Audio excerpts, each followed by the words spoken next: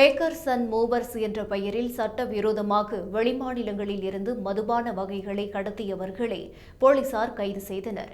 இதுகுறித்து மதுவிலக்கு அமலாக்க பிரிவு அறிக்கை வெளியிட்டுள்ளது. அதில் தமிழகம் முழுவதும் சட்டவிரோத மதுபான வர்த்தகத்தை கட்டுப்படுத்த அமலாக்க பிரிவு தொடர் நடவடிக்கைகளை எடுத்து வருகிறது. அதன்படி பிப்ரவரி 25ஆம் தேதி அடையாறு மதுவிலக்கு அமலாக்க பிரிவு ஆய்வாளர் தலைமையிலான குழுவுக்கு ஒரு ரகசிய தகவல் கிடைத்தது. அதன் பேரில் ஈசிஆர் வட்டார போக்குவரத்து அலுவலகத்தின் எதிரே வந்த ஒரு அசோக் லேலாண்ட் தோஸ்த் வாகனத்தை அமலாக்க பிரிவினர் தடுத்து நிறுத்தினர். அதை சோதனை செய்ததில் ஹரியானா மற்றும் டெல்லியில் இருந்து கடத்தி வரப்பட்ட 160 இந்திய தயாரிப்பு வெளிநாட்டு மதுபான பாட்டில்கள் பறிமுதல் செய்யப்பட்டன. இந்த சம்பவத்தில் கலைவாணன், சுனில் ஆகிய இருவர் கைது செய்யப்பட்டனர்.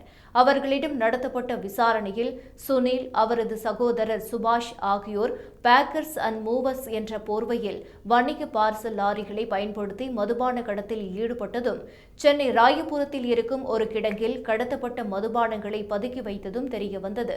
அவர்கள் மீது தமிழ்நாடு மதுவிலக்கு சட்டத்தின் கீழ் வழக்கு பதிவு செய்யப்பட்டு விசாரணை நடந்து வருகிறது. கிடங்கு உரிமையாளரை கைது செய்ய சிறப்பு குழு அமைக்கப்பட்டுள்ளது. பொதுமக்கள் சட்டவிரோத மதுபான வர்த்தகம் தொடர்பான தகவல்களை 1058 என்ற இலவச எண்ணிலோ அல்லது 9498410581 என்ற எண்ணிற்கோ புகார் அளிக்கலாம் என்று மதுவிலக்கு அமலாக்க பிரிவு தெரிவித்துள்ளது.